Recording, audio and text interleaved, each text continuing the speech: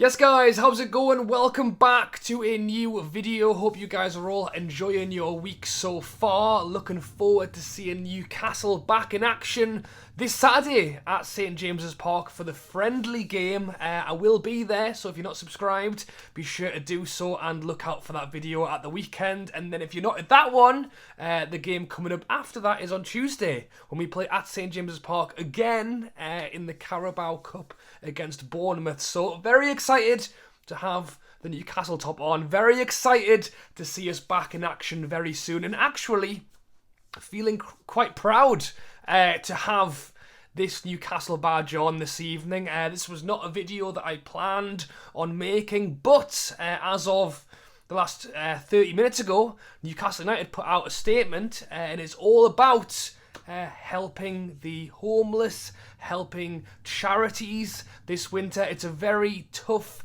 time at the moment for people, especially with bills, prices, everything right now. And yeah, if Newcastle weren't already amazing at the moment, on the pitch, off the pitch, so much going on in the Newcastle area, Tyne-and-Wear area. Newcastle United have put out a statement this evening saying they are going to donate £150,000 to the Newcastle Foodbank. The Foodbank just outside of St James's pretty much. Darren Eales has done a fantastic interview, and you know what it is? It's incredible. It's so good, and I'm not surprised in a way. As I say, Newcastle have just been so good at the moment in every department, and to come out and look after the community. The higher ups at Newcastle, Amanda Murdad, Darren Eales, Eddie Howe, talk so much about it's not just a football club, it's a family, it's a community. And I go back to when the takeover went through and everything changed, and one of the biggest things for me, and look, when you win in football matches, it's great.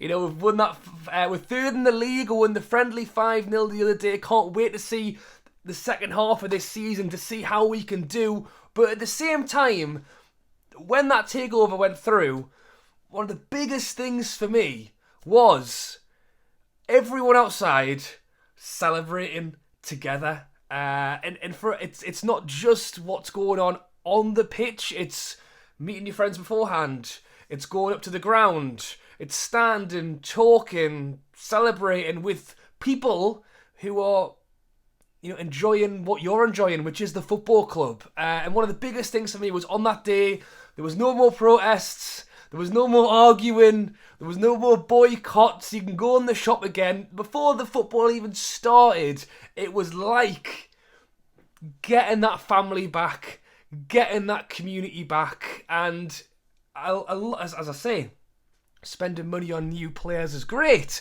but doing things like restoring the ground. We've seen them painting the outside of St James's Park black. We've seen them putting up some fantastic new posters inside the ground, starting to replace those tiny little TVs with some you can actually see inside the ground. The training ground's getting work done to it, and it just feels like the club is interested in the fans' opinion again. Like they're actually listening. They're going out their way to not just help the club, but to help the fans, to help the community. And something like this, the Newcastle United launching a community Christmas campaign,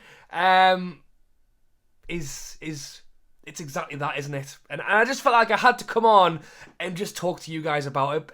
And look, it's not a new player that was signing, but it's big. And as I say, for me, just seeing that, just proud. It's so good. It shows how much the club cares about the community. And I was very lucky to be involved in a charity campaign a couple of weeks ago with Northeast Updates. Adam P was there as well. There was Andrew Cushion.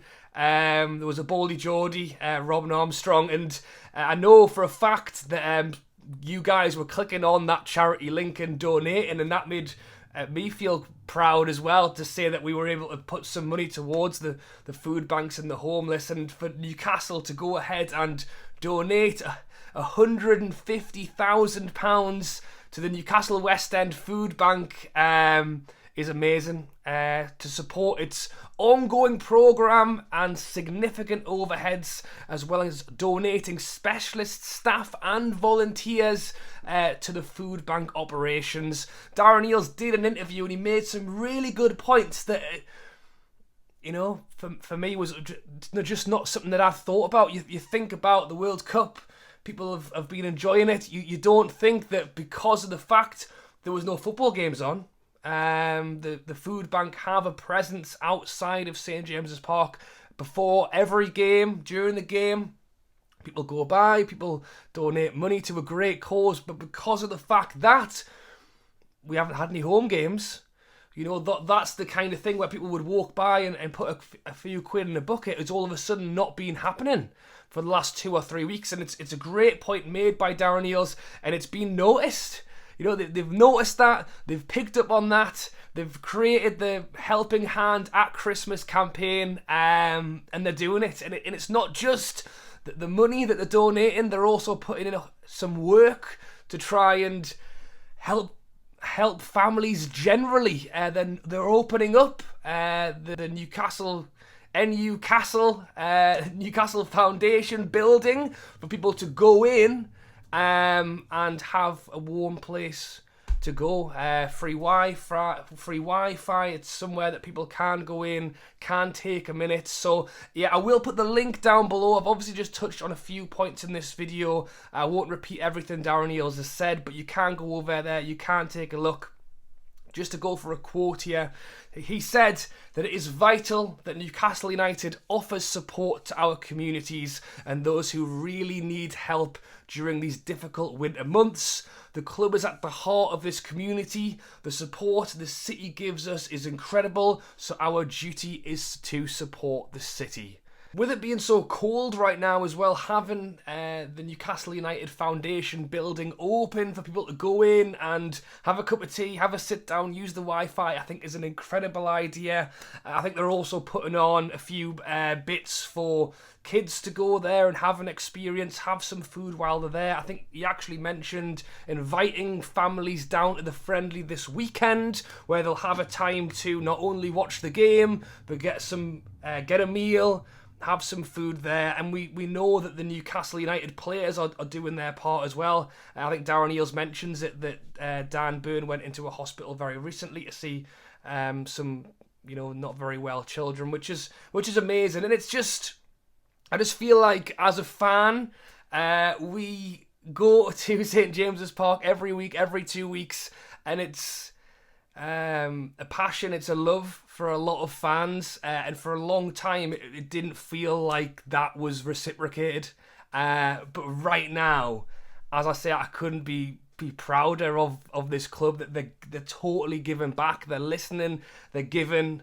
Yeah, it's a great time to be a Newcastle fan, and as I say, the football's been pretty good as well. But it's a great move by Newcastle, and as I say, if you are struggling, if you do need help, the Newcastle Food Bank is fantastic. I think they said they give up 2,000 meals a month, one of the most in the whole of the UK. is totally brilliant. So I'll leave the links down below. Go and check it out. Check out the Darren Eales interview. If you need help, it's out there, and if you want to give as well, every little helps. All right, guys. Yeah.